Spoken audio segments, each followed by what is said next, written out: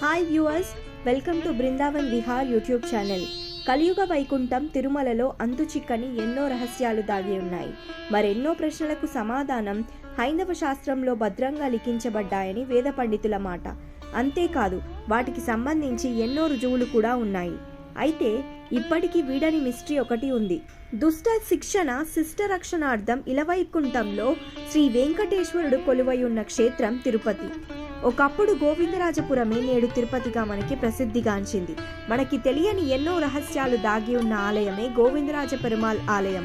అన్ని ఆలయాల్లో గర్భాలయంకు ఎదురుగా రాజగోపురం ఉంటే ఇక్కడ మాత్రం మరో ఆలయానికి ఎదురుగా రాజగోపురం ఉంటుంది. రాజగోపురానికి ఎదురుగా ఉన్న ఆలయం పేరుతో కాకుండా శ్రీ గోవిందరాజస్వామి ఆలయంగా ఎందుకు ప్రసిద్ధిగాంచింది? అసలు ఆలయంలో ఉన్న రహస్యాలేంటి?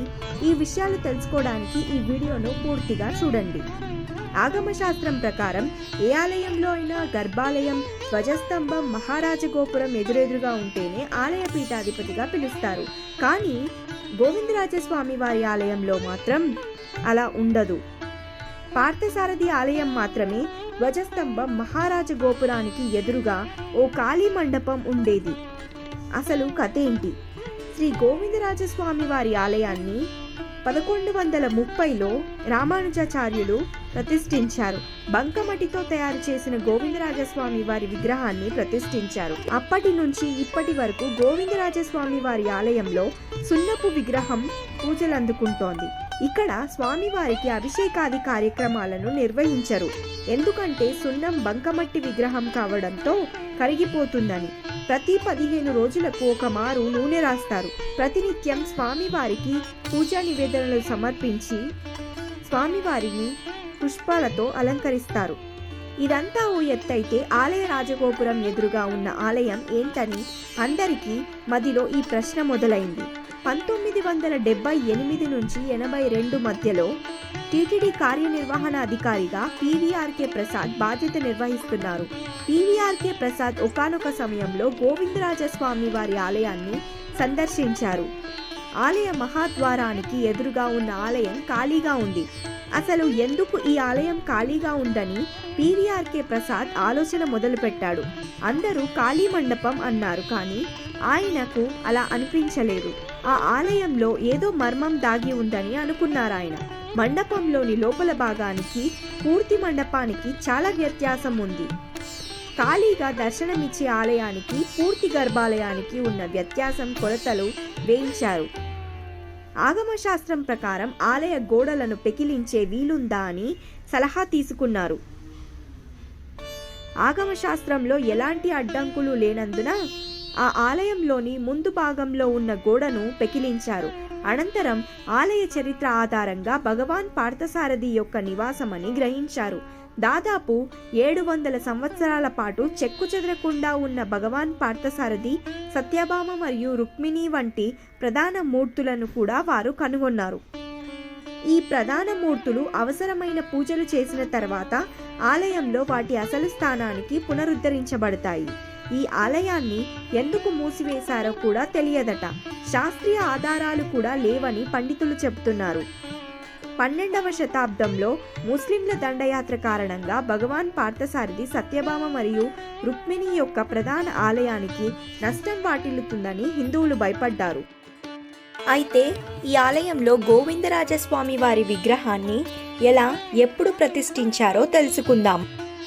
10వ శతాబ్దంలో తమిళనాడులోని చిత్రకూటం, నేడు చిదంబరం పేరుతో ప్రసిద్ధిగాంచిన ప్రదేశంలో పల్లవులు దేవరులతో కలిసి ఉన్న గోవిందరాజ్ పెరుమాళ్ ఆలయాన్ని నిర్మించారు.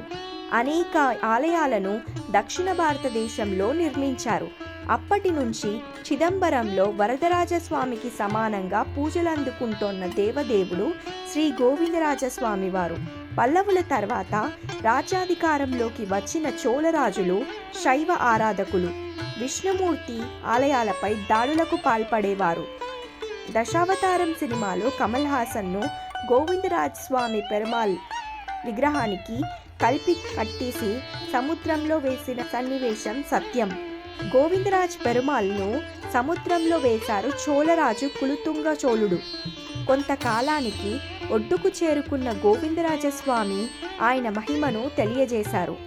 ఆ సమయంలో చోళరాజుల నుంచి ఆ విగ్రహాన్ని కాపాడేందుకు గ్రామాల్లో దాచుతూ చోళరాజుల కంటపడకుండా రహస్యంగా తిరుపతికి చేర్చారు.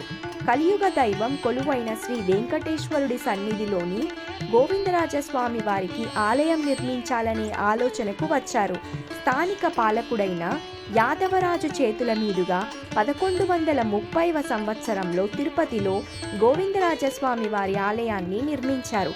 అప్పటి నుంచి ఎంతోమంది రాజులు, పాలకులు స్వామివారి సేవలో తరించారు. ఈ ఆలయాన్ని విజయనగర సామ్రాజ్య రాజులు అభివృద్ధి చేశారు. అప్పటికి చిదంబరం నుంచి తీసుకొచ్చిన రాతి విగ్రహం మాత్రం ప్రతిష్ఠించలేకపోయారు. అందుకు కారణం చిదంబరం నుంచి గోవిందరాజస్వామి వారి రాతి విగ్రహాన్ని తిరుపతి తరలించే సమయంలో ముక్కు, చేతులు, వేళ్ల భాగంలో కొంత లోపం వచ్చింది. దీంతో ఆ రాతి విగ్రహం ఆలయంలో ప్రతిష్ఠించే అర్హతను కోల్పోయింది. విగ్రహ లోపాలను రామానుజాచార్యులు గుర్తించారు. గోవిందరాజు పెరుమాళ్ విగ్రహంలో లోపాలు ఉన్నా ఉభయదేవేరుల విగ్రహం మాత్రం చెక్కు చెదరలేదు. ఆ విగ్రహాలను తిరుపతిలోని అంకాల పరమేశ్వరి ఆలయంలో ప్రతిష్ఠించారు. దీంతో గోవిందరాజస్వామి పూజకు నోచుకోక తిరుపతిలోని నరసింహ తీర్థం అయిన మంచినీళ్ల గుంటలో ప్రతిష్ఠించారు. ఓ రాగి చెట్టు కింద నిలువ నీడలేని ఆ గోవిందరాజస్వామికి ఏడాది క్రితం భక్తుల విన్నపంతో టిటిడి తిరుపతి మున్సిపాలిటీ మండపాన్ని నిర్మించింది. ప్రస్తుతం కొందరు భక్తులు గోవిందరాజ్ పెరుమాళ్కు పూజలు అందిస్తున్నారు. చిత్రకూటం నుంచి తెచ్చిన విగ్రహం పూజకు నోచుకోకపోవడంతో మరో విగ్రహాన్ని మలచాలని, నిష్ణాతులైన శిల్పులకు అప్పగించాలని యాదవరాజుకు రామానుజాచార్యులు ఆదేశించారు. యాదవరాజు మూల విరాటును మలచే పనిని కొందరు నిష్ణాతులైన శిల్పులకు అప్పగించారు. కానీ ఎలా జరిగిందో తెలియదు. కానీ ఆ విగ్రహంలో చిన్న లోపం ఉండటం వల్ల ప్రతిష్టాపన చేయలేకపోయారు. రామానుజాచార్యులు తిరుపతిని వీడాల్సిన పరిస్థితి ఏర్పడింది. మరోవైపు రాతి విగ్రహం మలచే సమయం లేదు. దీంతో గోవిందరాజస్వామి వారి ఆలయంలో విగ్రహ ప్రతిష్టాపన సమయం మించిపోవడంతో సున్నం, బంకమట్టితో తయారు చేసిన విగ్రహాన్ని ప్రతిష్ఠించారు. అప్పటి నుంచి ఇప్పటి వరకు గోవిందరాజస్వామి వారి ఆలయంలో ఈ సున్నపు విగ్రహమే పూజలు అందుకుంటోంది. ఇవే గోవిందరాజస్వామి వారి ఆలయ రహస్యాలు. ఈ వీడియో కనుక మీకు నచ్చినట్లయితే లైక్ చేయండి, షేర్ చేయండి మరియు సబ్స్క్రైబ్ చేసుకోండి.